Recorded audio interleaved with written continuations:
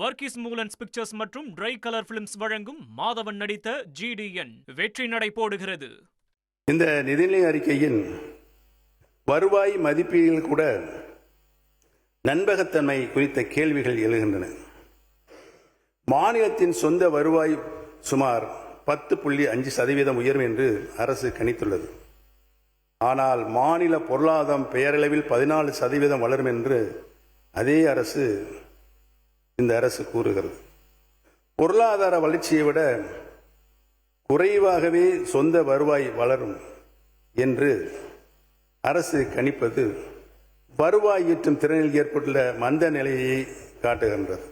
மேலும் கடந்த ஆண்டில் இருந்த 17.4% வருவாய் வளர்ச்சியை விட இந்த ஆண்டின் கணிப்பு குறைவாகவே உள்ளது. எனவே இந்த வருவாய் மதிப்பீடுகளின் நம்பகத்தன்மை பற்றிய சந்தேகம் எழுகிறது.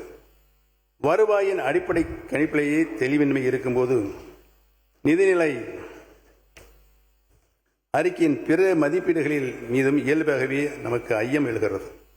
எதிர்கால வளர்ச்சிக்கான மூலதன முதலீடுகள் குறைக்கப்பட்டிருப்பதும் நமக்கு மிகுந்த கவலை அளிக்கின்றது.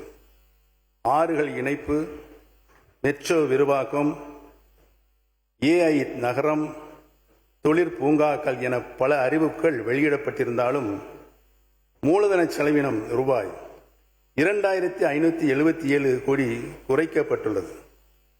அறிவிப்புகள் அதிகம், ஆனால் செயலாக்கத்திற்கான முதலீடு குறைவு என்பதே இந்த நிதிநிலை அறிக்கையுடைய உண்மை முகம்.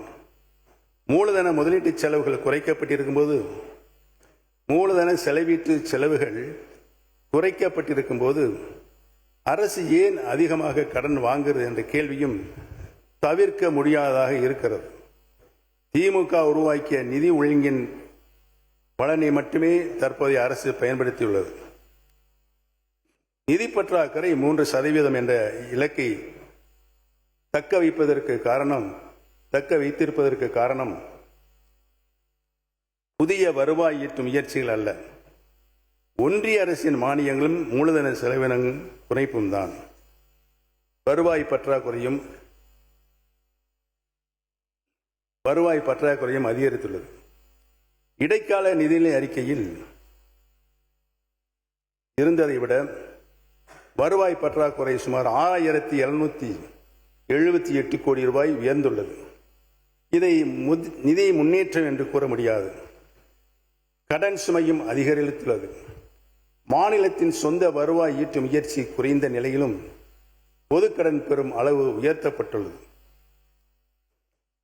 மொத்தத்தில் கடந்த திராவிட முன்னேற்ற கழக அரசின் இடைக்கால நிதிநிலை அறிக்கை உற்பத்தி, முதலீடு, வருவாய் வளர்ச்சி ஆகியவற்றை மையமாக கொண்ட தொலைநோக்கு பார்வையுள்ள நிதி திட்டமாக இருந்தது.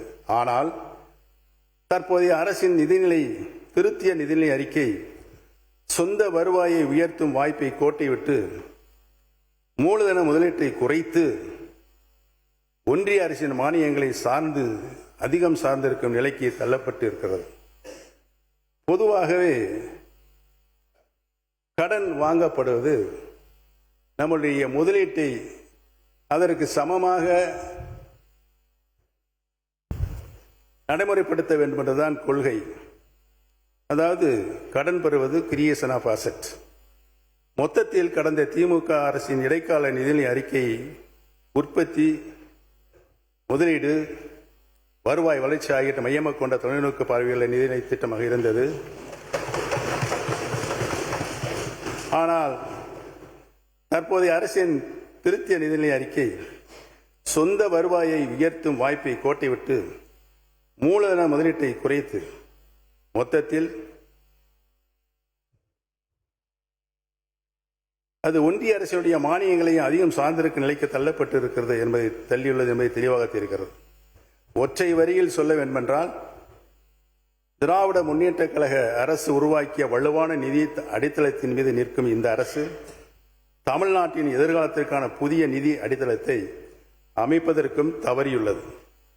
மாண்புமிகு பேரவைத் தலைவர் அவர்களே, உள்ளதை உள்ளபடி சொல்லும் என்னுடைய கருத்துக்களை ஆளும் தரப்பில் உள்ளவர்கள் சிலரது மனம் ஏற்றுக்கொள்ளாமல் இருக்கலாம்.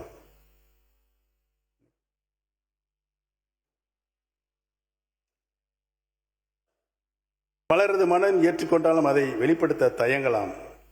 இருக்கிறது எங்களை தற்காத்துக் கொள்ளும் வாதம் என ஆட்சி பொறுப்பில் உள்ள ஆளும் கட்சியினர் இங்கே ஒரு வாதத்தை வைக்கக்கூடும். நாங்கள் வந்து 100 நாட்கள் கூட ஆகவில்லையே என்று அவர்கள் சொல்லக்கூடும். எங்களுக்கு கால அவகாசம் கொடுங்கள் என்று கேட்கக்கூடும். அவர்களின் கோரிக்கையை நான் எதிர்க்கவில்லை. ஆனால் உள்ளதை உள்ளபடி சொல்ல வேண்டுமல்லவா? ஒரு செயலை ஒருவர் செய்ய வேண்டுமென்றால் முதலில் அவரிடம் அதற்கான முனைப்பு இருக்க வேண்டும். வர்கீஸ் மூலன்ஸ் பிக்சர்ஸ் மற்றும் ட்ரை கலர் பிலிம்ஸ் வழங்கும் மாதவன் நடித்த GDN வெற்றி நடை போடுகிறது.